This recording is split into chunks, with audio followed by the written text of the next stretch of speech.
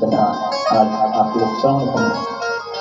यह परम पुनीत पावन श्रीमद् भागवत कथा कितनी पुनीत, कितनी पावन, कितनी पवित्र है कि इतने सुंदर भक्तजनों की कथा इस भागवत में व्यास जी ने रचना की है। एक बार प्रेम से बोलिए व्यास जी महाराज की जय, सुखदेव जी महाराज की जय। सुखदेव जी कहते हैं, हे परीक्षित, ये तो थी भगवान शिव की कथा, भगवान शिव के विवाह की कथा, सती की कथा, पार्वती की कथा। अब मैं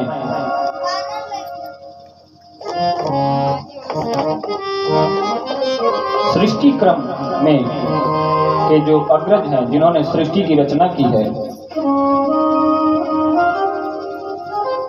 ब्रह्मा ने मनु शतरूपा को आज्ञा दिया, ब्रह्मा ने मनु शतरूपा को आज्ञा दिया सृष्टि की रचना करने के लिए।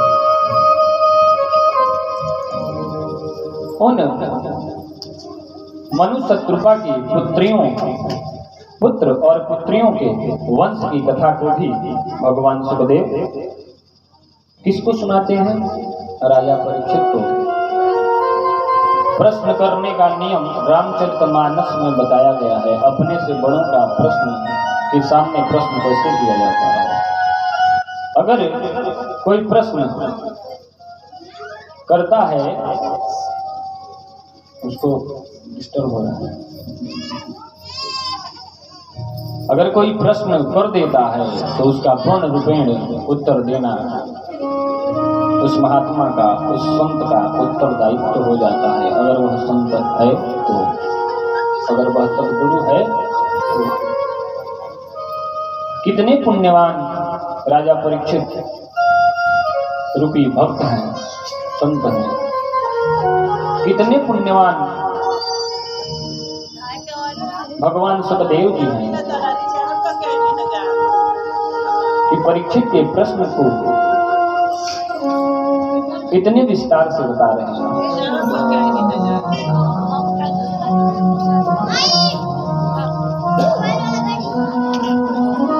सुखदेव जी श्लोक में कहते हैं, प्रियवत व्रतोत्तान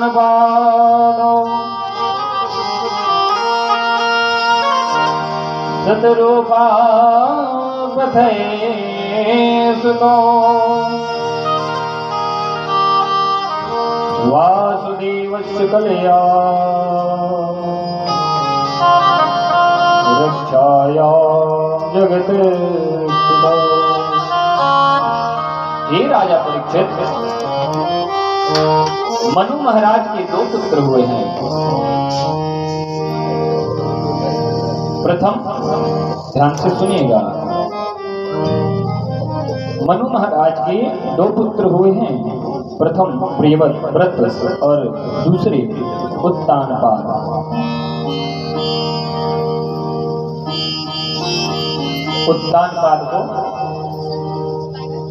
उत्तानपाद की 2 पत्नियां हैं। कथा को ध्यान से श्रवण करते चलिएगा। कथा को जहां से थोड़ा सा भी इधर ध्यान हुआ, कथा समझ में नहीं आएगी, इसलिए ध्यान से सुनिएगा। श्रवणम इति धारयेत्। कथा को श्रवण किस लिए करना है? क्योंकि उसको जीवन में धारण करना है। उत्तानपाद की 2 पत्नियां, एक बार आवाज बढ़ाओ। उत्तानपाद की 2 पत्नियां, सुनीति और सुरुचि।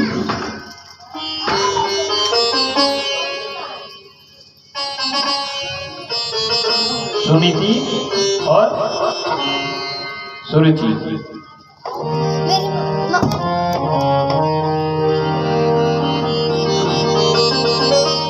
उत्तानपाद किसे कहते हैं? जिसका पैर सदैव ऊपर हो, ऊपर की दिशा में। ऐसा शास्त्र में वर्णित है इस भागवत में। जैसे माँ के गर्भ में बच्चों का पैर ऊपर रहता है, मैं नहीं जानता हूँ, मतलब इस भागवत में लिखा है। ऐसे उत्तानपाद हैं।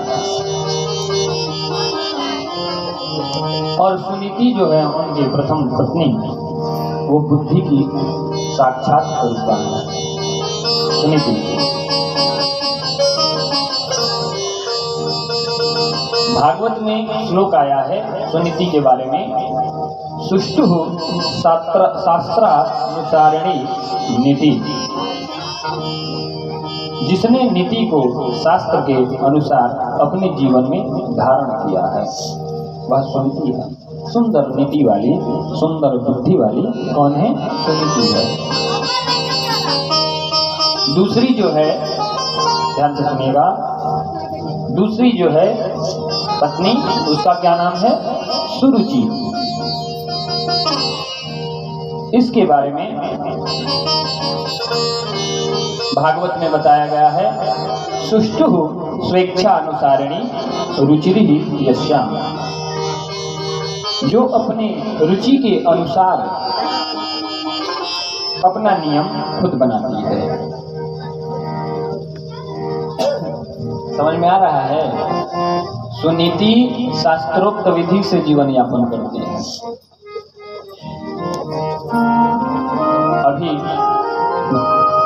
अभी रूस से फोन आया था, अभी मेरे फोन पे रूस से फोन आया था। कथा हो जाएगी। रूस से फोन आया था। रूस में 70% लोगों के पास धर्म नहीं है, अपना बिना धर्म के जीते हैं।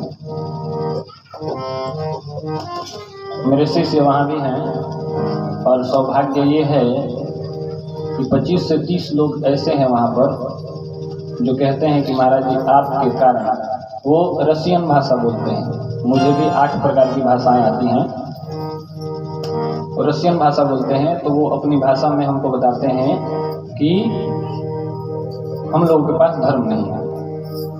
तो 25 से 30 लोग ऐसे हैं, राजीव जी देखे हैं ऐसा, तो वो कहते हैं कि आपकी वजह से हम लोग हिंदू धर्म को अपनाए हैं, सनातन धर्म को अपनाए हैं और इतना प्रेम प्राप्त किए हैं। और इसी दिसंबर में एक है महिला, वो आने वाली है वृंदावन दर्शन करने के लिए।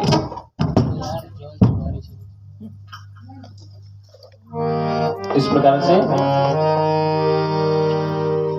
धर्म क्या सिखलाता है? धर्म ये सिखलाता है कि जीवन यापन कैसे करना है।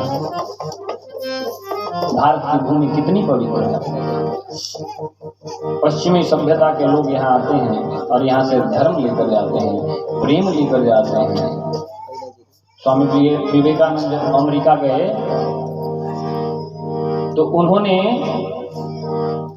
पहले जो बात बोली धर्म सभा में, विश्व से आए हुए मेरे भाई और बहनों, इतनी तालियां बजी उस सभा में कि भारत की जय जयकार वहां अमेरिका में होने लगी। सौभाग्य से बुआ जी अमेरिका में ही रहते हैं, तो भारत की भूमि का ये वर्णन।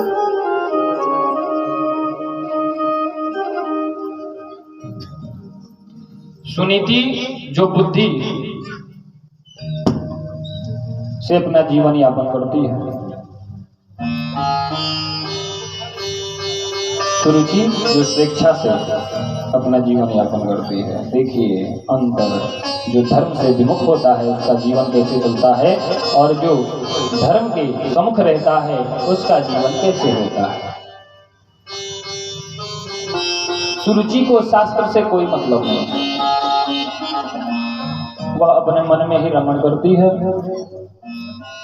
और जो जिसकी पत्नी ऐसी होती है, उत्तान, ये देखिए व्यवस्था कहें कि दुर्व्यवस्था कहें, उत्तान पाद सबसे ज्यादा सुरुचि को ही मानते हैं, सुनीति को नहीं। विनाश काले, बोलिए मेरे साथ, विनाश काले विपरीत बुद्धि।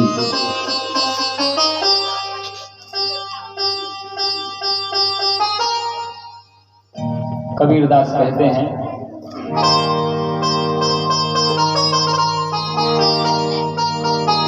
मन के मारे बन गए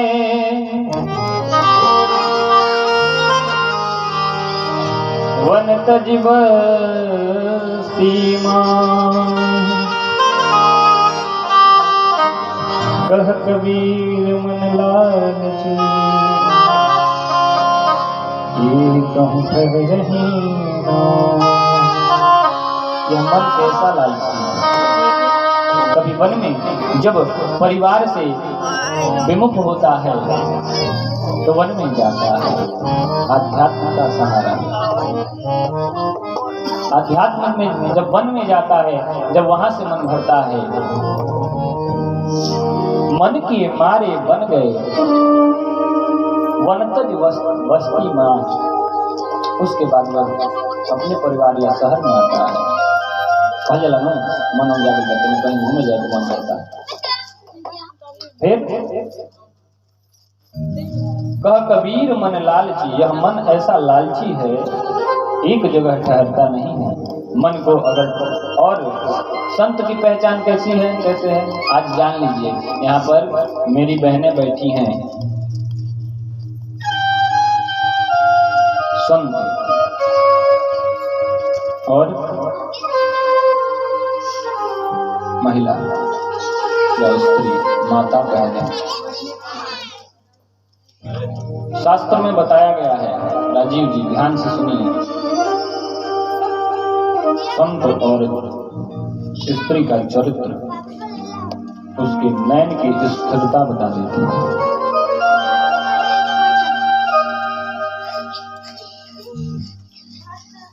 संत जब बैठता है उसकी नजर आप देखेंगे यहीं पे है। कितना नाम लिया जाए, इतना नाम यहीं पे है। साक्षात हनुमान के स्वरूप स्वामी हरिहरानंद जी महाराज, इतनी छोटी कटोरी है उसी में दरिया खाते हैं, बस इसी से मतलब नहीं, इतने हो गए। साक्षात हनुमान के स्वरूप हैं। संकीर्तन नगर किशोर भैया उनके आश्रम में स्वर्गवास हुआ, कह रहे थे महाराज जी की साक्षात कैलाश मिला है उसको। संत और स्त्री को अपना नयन, अपनी नजर सदैव स्थिर रखनी चाहिए। और लोगों का चरित्र, उसके मन में क्या है, उसके नयन बता देते हैं। जितना आपका मन चंचल रहेगा, व्याकुल रहेगा, व्यथित रहेगा, उतना आपके नयन सामने प्रदर्शित कर देते हैं। इसको कभी मिलाइएगा नहीं। इसलिए माता बहनें, नजर का ही खेल है, नजर से ही सब कुछ होता है। नयन को शुद्ध रखिए, मस्तिष्क, नयन को शुद्ध रखने के लिए मस्तिष्क को शुद्ध रखना है। मस्तिष्क को शुद्ध रखने के लिए मन को शुद्ध रखना है। और मन कैसे शुद्ध रहता है? जब भोजन शुद्ध रहता है। भोजन कब शुद्ध रहता है? जब आत्मा शुद्ध रहती है। और आत्मा जब शुद्ध रहता है तो जीवात्मा शुद्ध रहती है। जब जीवात्मा शुद्ध हो जाती है तो वह परमात्मा को मिल जाती है। बोलिए जय श्री राधे, जय श्री राधे, जय श्री राधे। मन को आत्मा अपने अंदर रखती है, इसलिए अपनी आत्मा को मनाइए। मन की गति बहुत तीव्र है। संत और सामान्य में यही अंतर है। संत सदैव स्थिर भाव से रहता है। संत का मन सदैव एक समान रहता है। सुख में भी वैसे ही, दुख में भी वैसे ही एक समान। व्यथित मत होइए जब दुख हो तो। कल पूजन में रमेश भैया बता रहे थे कि माता जी का तबीयत महाराज जी बहुत खराब हो गया है। पूजन पे बैठे थे मंटू बाबा, यहाँ आने में वो रोने लगे थे। मेरा भी मन द्रवित हो गया था। भगवान पे आप विश्वास रखिए ना। भागवत के आने से पहले स्वप्न में, दीदी के स्वप्न में भगवान कृष्ण आए हैं। जब कृष्ण आए हैं तो आपकी हमारी माता जी को क्या हो सकता है? भगवान सबके पालनहार हैं, भगवान सबके तारणहार हैं। और सौभाग्य से भगवान चंद्रमा हैं तो उनकी चांदनी, कल बताया था ना, भगवान चंद्रमा है और उनकी कथा चांदनी है। चांदनी हर घर में जाती है, कथा हर घर में जाती है। चंद्रमा ऊपर से देखता रहता है। मन को अस्थिर रखते हैं, सुख में दुख में एक समान। मन सुख और दुख में अस्थिर कब रहता है? मन सुख दुख में अस्थिर तब रहता है जब आपकी भक्ति में उतना बल हो, आपके राम नाम में उतना बल हो। मन की हालत तो उस मक्खी के समान है जो अभी भोजन पर बैठी है, अभी गंदगी में जाकर बैठती है।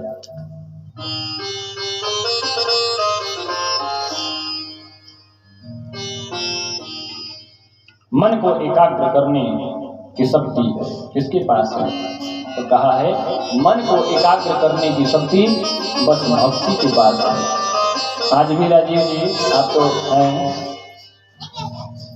हरे राम राम राम हरे हरे, हरे कृष्ण कृष्ण कृष्ण हरे हरे।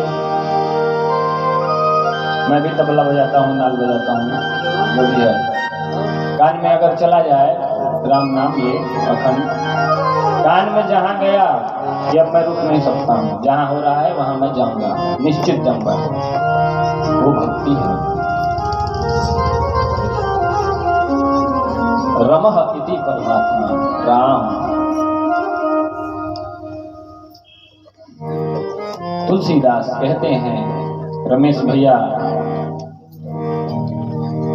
माता जी की तबीयत कल खराब हुई तो मुझे यही चौपाई याद आई।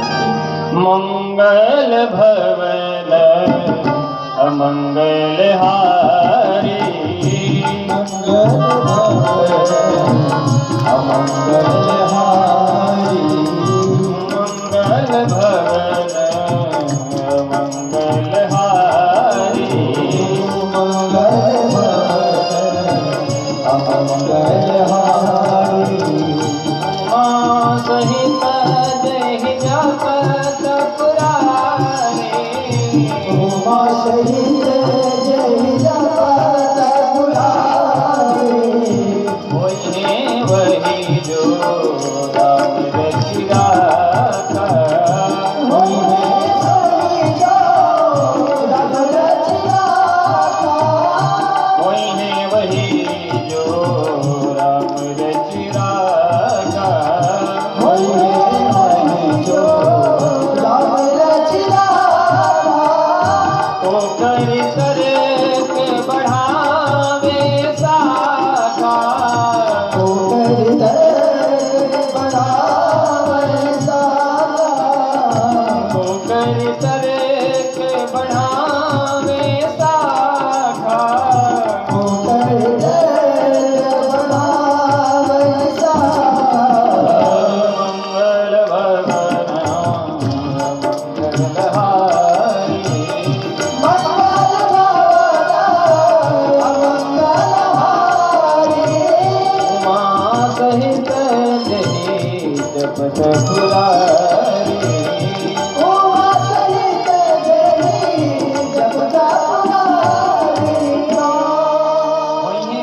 राम रचिया था, वो करी तर्क बढ़ावे शाखा। क्यों तर्क करते हो?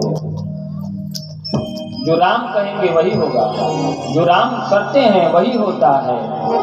2 साल से रमेश भैया भागवत करा रहे थे, कोविड आ गया, ये आ गया, वो आ गया, पता नहीं क्या समय हो गया। राम ने देख लिया, कृष्ण ने देख लिया कि ये भक्त ऐसा है कि मानेगा नहीं, करा के ही रहेगा। हम भी देख लिए कि अब मानेगा नहीं, इसको करना ही पड़ेगा भागवत। अब स्थिति तो मेरे लिए ऐसी बन गई है रमेश भैया कि सब शिष्य जान गए हैं कि महाराज जी का कितना सुंदर भागवत हो रहा है, और मैं देख रहा हूँ कि मेरी पढ़ाई बंद छूट जाए तो मुझे भागवत ही करना पड़ेगा। भगवान की जैसी कृपा है, मैं तो सदैव लगा हूँ। अभी संदीप भैया कह रहे थे कि बनारस चलना है मेरे साथ, क्या करेंगे, भगवान की ऐसी कृपा है। मेरे गांव में दुर्गा माता, काली माता की ऐसी कृपा मुझ पर बरसी। 19 वर्ष दुर्गा जी का पूजन किया, 5 भागवत 5 राम कथा मैंने कराया है दूसरे के मुख से। मेरा भतीजा जो वहाँ भागवत करता था वो आज फोन किया था, कह रहा था कि मैं आऊँगा भागवत में। देखिए हो सकता है तो कल वो आए। आपके मेरे चाचा जी भी कल आएंगे, मनीष मिश्रा जी, माता जी भी आएंगी, और मुझे लगता है कि मेरी माता जी जब चलती हैं तो उनके साथ सेना चलती है, ठीक है, तो वो आएंगी कल। इसलिए कि मेरे ठाकुर जहाँ रहते हैं वहाँ मेरी माता रहती है। जब मेरे ठाकुर खाते हैं तभी वो खाते हैं, जब मेरे ठाकुर सोते हैं तभी वो सोती है, और मैं उस माता का परम भक्त हूँ। मेरी माता अगर कह देती है यह दक्षिण नहीं यह पश्चिम है, तो मेरे लिए वही पश्चिम है। मेरी माता की ही कृपा है। मेरी माता ही कहती थी डीएम बनवा, इंजीनियर बनवा, ना बनवा, और ठाकुर के सेवा में लगे रहो। इंजीनियर भी बन गए, मन रो रहा है, इंजीनियर भी बन गए, MBA भी किया राजीव जी, कॉस्ट मैनेजमेंट अकाउंटेंट भी किया, CA भी किया, आज डीएम की तैयारी में भी हूँ। कृपा होगी तो अगले साल हो जाऊंगा, लेकिन मुझे नहीं लगता है कि मेरी माँ मुझे वो करने देंगी। कल मेरी माता आएंगी और आप लोगों के बीच में बैठ के कथा सुनेंगे। कितना मैं सौभाग्यशाली हूँ। इस सब का पुण्य रमेश भैया आपको जा रहा है।